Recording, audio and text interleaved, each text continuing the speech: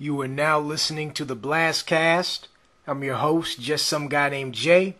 And basically in this podcast, we're doing an interview with Moses Dailey of Hearsay Records.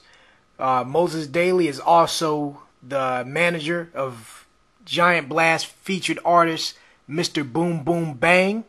You can definitely check out Mr. Boom Boom Bang's music in the Giant Blast and all the blogs that's affiliated with the Giant Blast, as well as the email blast and the cell phone app. You can check out his music. He has a new single called Freaky Noize. Definitely check that out. I'm going to put all that information in the information box below so you can check him out. Check out his blog and check out the things that we got going on with the Giant Blast and as far as Mr. Boom Boom Bang's concerned. And, I basically want to take a break from doing the entertainment news and the commentary to do what I originally wanted to do and just talk to some behind-the-scenes people as far as entertainment and music. And Moses Dailey has been in the music industry for years, and he's definitely a veteran, worked with many people, and right now he's managing Mr. Boom Boom Bang as one of the things that he's doing right now. And so he stops by and he talks to us about what he's going, give some artists some advice, what he has going on with Mr. Boom Boom Bang, and he talks about I guess the ups and downs of managing artists and things like that. And he also gives some good advice and he drops some gems. So definitely check this out. And I'm about to play the interview right now. All right, we have Moses Dailey here from Hearsay Records. How you doing, Moses? I'm fine. What's up? Yeah, just doing good. Just wanted to ask you a few questions. All right, I'm ready. Do whatever you need. Definitely. So, how long you been managing artists? Well, I've been in the record business. Let me rephrase that. For 30 years. Okay. Management is just one part of the service that we offer. We have a multiple organization that do a lot of different things. When I started, the management was just the area that I started concentrating on because I was young and trying to get in the business, and I was trying to deliver artists to record companies to secure record deals. So that's how I got into the management thing. But I've always been fascinated with marketing and promotion and A&R. Ah. So what sparked your interest in getting into the music business as a whole? Well, in my legacy, I come from a family of music. My mother was a musician, and when I got to Tuskegee, I ran for office there in student government, and I became the student coordinator. And as a result of that, that gave me an opportunity to deal with a lot of people in the business, from booking agents to sponsors and promoters. So I got my feet wet and I kind of liked it. So that's what sparked the interest. Oh, okay. Now about Hearsay Records, you said you do a whole lot of not just managing, but what other services that you provide under Hearsay Records? Well, we have a publishing arm. We represent producers. We can do consulting. We do promotion and A&R. Something independent A&R. By that I mean we'll go find a project that we like and we'll put together producers and songs with that project and present it to the various outlets, record companies, all publishers. Oh, okay.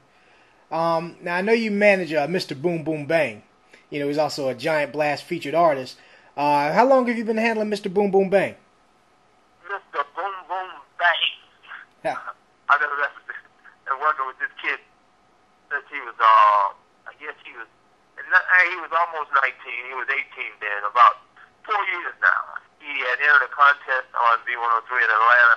They had a project for a mixed compilation with Greg Street, and one of his songs got accepted. And the guys that were working with him knew me, and they contacted me, and we formed a little partnership, and that's how that project got started. Oh, okay, okay. Now, aside from Mr. Boom Boom Bang, what are some of the other artists that you work with? Well, right now we got a young lady out of St. Louis who shows a lot of promise. Her name is Brittany J, and she's an R&B hip hop artist. She's just turned 18, so she shows a lot of promise, and we think we're gonna be able to finally hit record on her real soon. Oh, okay. And how about the beat makers that you work with? Yeah, well, I've worked with a number of producers. Right now we got a guy named Big Russ, and Big Russ is based here in Atlanta. He's won the beat battles here in Atlanta on a number of occasions. And we got a couple of producers out of Europe that we've been working with. And of course, I work with Paul Washington, who represents Mr. College Paul and a number of artists under that label. So we have access to a lot of different people. Oh, okay, okay. So if you need a hit, we can try to find it for you. Definitely, definitely. Now, what would you say is one of the toughest parts of managing an artist? Well,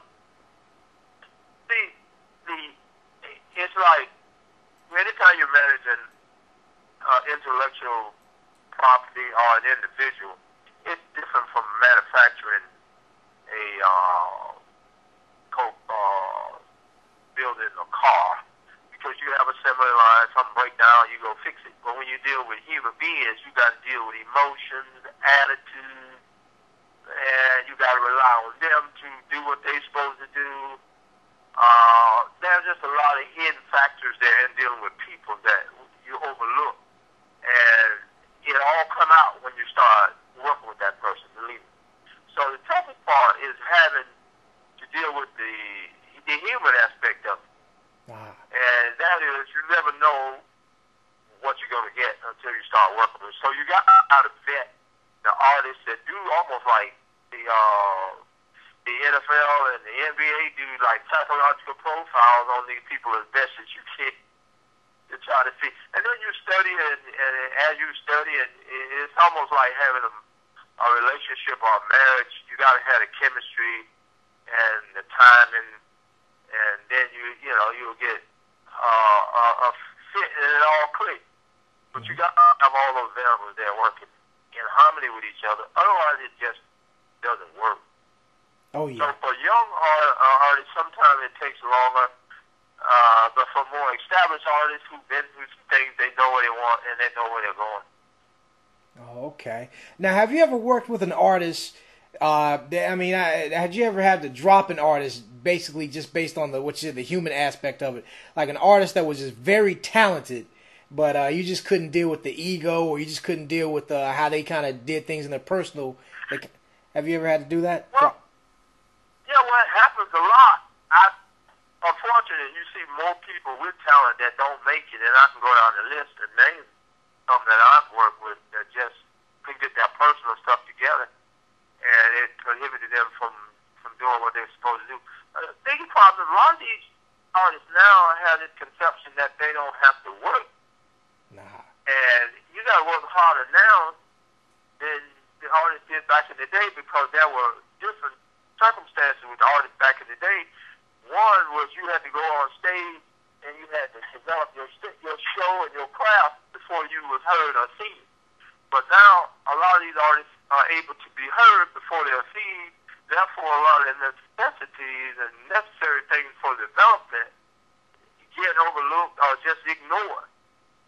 So when you find these artists like this, and you have them to develop the discipline and the workmanship to become a great artist, it's missing, because you got to work. It ain't easy, and you got to make these commitments. What they see is money and the videos and the girls and all that stuff, and they already think they are on stage before they get there. So it's unfortunate that it happens to a lot of. I admire those artists that get down in the trenches, man, and cultivate themselves and develop themselves. Yeah, I guess an example would be what Soulja Boy did for himself. And it's just so unusual to find a kid that young with that advanced. That's an exception. There are some others that have done done the same thing. American Idol would be a perfect example of what artist development is about, and they have gotten better at it, but that's basically what I'm talking about is artist development. And most people don't want to spend the time to do that. Oh, yeah. Now let me ask you, getting back to Mr. Boom Boom Bang, how come you and Mr. Boom, what is it that gels you and Mr. Boom Boom Bang? Like, how come you are able to work so well with him? Well, I saw a young man with a lot of raw talent, and I kind of took him under my wings. Unfortunately, he quit school at a young age, so it became more of a mentorship and trying to help him develop his personal life in areas that he needed help, and I recognized that he had a lot of potential, and he came from a good family background. I know his parents, and I know his family. So sometimes you just spend more time with artists because, the worst thing you can do is fall in love with one of the artists, and then, by that I mean, you don't be as critical as you should of that artist because you want to see the artist make it. Yeah. So the danger in that is when it's time to be objective, sometimes you're not objective. When it's time to drop him, if that's the word that you said used earlier, yeah, it makes it difficult. So he has, I call him a triple threat because the kid has the writing skills to be a great songwriter. He has the production ability to become a great producer, and he has the ability to rap and do some unique vocal things. So once we started working, and I was able to get him to listen, because you got to study this business. And then if I had to use somebody as an example, would be what Puffy did. Puffy didn't have all the skills. In fact, he wasn't no artist. He wasn't even a producer when he started. But as he got around the business, and he understood lifestyle and what people wanted, then he figured out how to make records, and he learned how to market, and then you had all those combinations together, and he was right to do what he did. So, but he did the research, and a lot of these kids now don't do the research, so I encourage people to study everybody from Quincy Jones, because there's no need to reinvent the wheel. Mm-hmm. You just got to get on and try to catch on, and come up with a hit record.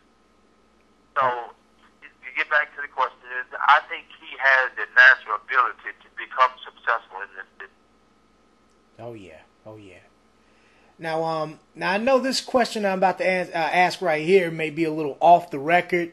And if you don't really want to get into it, that's fine. But I just kind of you got to get straight nosy on this podcast.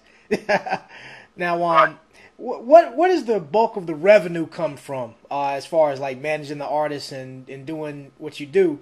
Does it come from the paid shows, CD sales, digital downloads, merchandise, pushing the beats from the producers? What is the kind of the bulk of the revenue come from?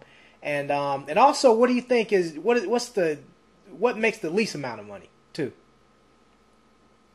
I didn't hear the last part.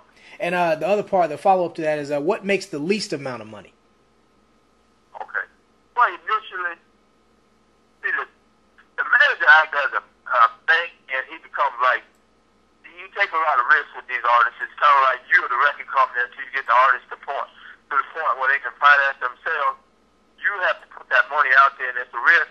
And that's the danger of being a manager, because you got to worry about somebody being loyal to you, even with contracts. It's a risk, because then that artist can get out there and get a little success as a result of your work, and then other people start telling him what they can do for him and how great he is. So that's when it becomes a loyalty thing. And then there are people that disregard the loyalty thing and just go for whatever they think is going to get them to wherever they're trying to go. So the manager initially puts out most of the money. So you have to be real careful in the amount of money that you put out, because it's going to be a while before you start to generate a revenue stream. And once you get an artist established, there's an enormous amount of money that can be made from a hit record. Now there are opportunities now through sponsorship and getting in through apparel and artists have been able to do that. Bob was able to do that with, I think, Adidas, where he got a contract early, and he started doing stuff with things with Adidas, and that helped subsidize his income. And the standard revenue streams is used to be record sales, but now it's digital sales. And if publishing wants the song and gets exposed and starts to generate revenue, you make money from publishing. Now you can make money from radio or internet sources, and that's called performance royalties. And once a record sells, you can make money from mechanicals, because the record companies or whoever is selling the product has to pay a mechanical license fee, is what we call. And then once you get demand, you can make a ton of revenue from shows. So until an artist gets to the point where he is in a demand or something like that, it ain't a lot of money to be made initially. Now, the one that goes back to making the least amount of money, it probably right now is record sales. Mm-hmm. Now, but since they came with ringtones, that's another revenue stream that, and on demand, I think, you Soulja Boy, because he broke the record with the internet and digital. He was probably the kingpin of digital sales in the beginning, and he made a fortune off ringtones. I think they were getting almost $2 or something for ringtones. Mm. So the early money, I think, is the least money probably would be in sales, record sales. Ah, okay. Now how's, I know you're based in Atlanta. How's the music scene as a whole down in Atlanta, for as far as indie artists go? Well, it has evolved and dissolved, if you understand what. Yeah. Some of the local energy that we used to get by having LaFace here and some of the other record companies here, they're no longer here, but that's the whole trend of the industry. And a lot of the big artists get caught up, I think, in the floss and move to different areas, Miami, New York, Hollywood, or wherever. But what Atlanta has is all these studios and producers and people that live here keeps Atlanta going. And you got so many young people here that are capable. So that's one way. And the Southern rap has been the cornerstone of the business. So most of the beat makers come out of here, and you find those sounds constantly evolving. So I think that there's still a lot of energy here. But some of the infrastructure with labels are no longer here. Ah, okay. And you know, we got to keep getting back to Mr. Boom Boom Bang. For this next question, what plans do you have for Mr. Boom Boom Bang for this year? Well, what we're trying to do, we're trying to break one of these songs in the mainstream. We're hoping that from the latest mixtape, which he has just about finished, called The Rebuild, there's several songs on that mixtape that we think can create that type of energy. As you know, the Rich Gay song that we have out now, I Just Want to Touch. The street version is a little different. But we like what's happening with that song. Some of the media responses have been good. Some of the feedback we've gotten from it tells us that it is doing something for us. My goal was to create a shock value record that would help one with pushing his name, and the other one was get his song played in some of the strip clubs and the outlets like that. But he has a number of other songs on there that we believe can become hit records. So we're planning for the mixtape to be out sometime in late May or early June. We got it writing and working on songs for other artists. There's a couple of artists. The group used to be Flat. One of the girls in there are now going independent and solo. And we got him working on some music for her. And we're trying to get some of his songs placed with some major artists too. Okay. So that's what we're hoping for this year for.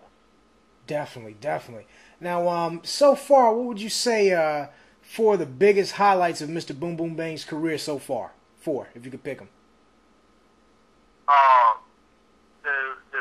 played, and the response he got on the first single. He had over 2,000 media base spins, and he got played from LA to Tampa, Florida, and that to me, and then with all the internet play he got, I think that probably was the highlight of it. Ah, okay.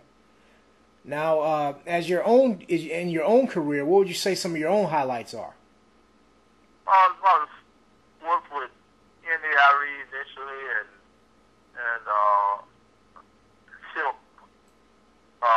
When they first came out, our producers did the first record on that project, and in '95 we did 5 deals with major labels, from Universal to So Def, and we've done a lot of things locally here in Atlanta.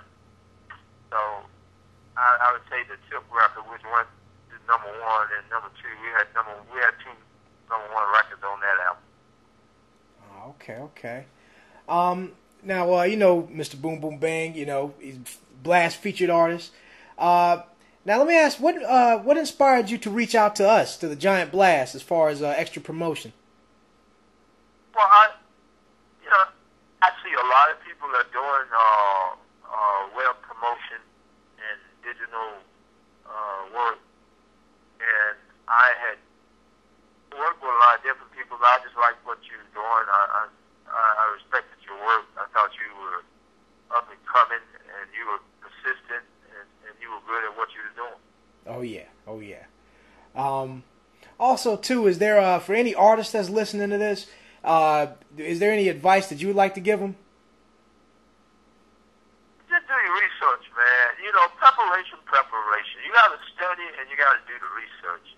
You got to figure out what you want to do, and you got to study those that have done it, and stay true to what you believe. But listen, you got to listen. There ain't no crystal ball to this thing, but you have to do your research and listen. So when you hear good information, you know it.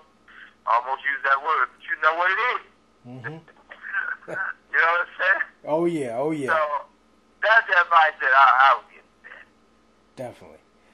And is there anything else you'd like to plug? Any last minute shout outs or any last words? Well, just keep supporting and watching this Mr. Boom Boom Bang project. He has some songs on iTunes, and we'd like to invite you to iTunes and check out some of his stuff, and maybe crank up your credit card. Oh yeah. So we can generate sales. Oh yeah. And I'm gonna put all the. Go ahead. Go ahead. Oh, I was gonna say for the people listening, I'm gonna put all the links in the information box. So definitely check them out. The blogs, the iTunes page, everything is gonna be in the info box. So definitely support. Yeah, well, it's a Sunday. I'm kind of laid back. I'm generally more hyped than this, but I hope that I've shed some light and maybe benefited somebody. Oh yeah. All right, and I definitely thank you for being on the show. All right, and stay down. Keep the Giant Blast rolling. Oh yeah, I definitely will. All right, man. All right. Peace. Peace.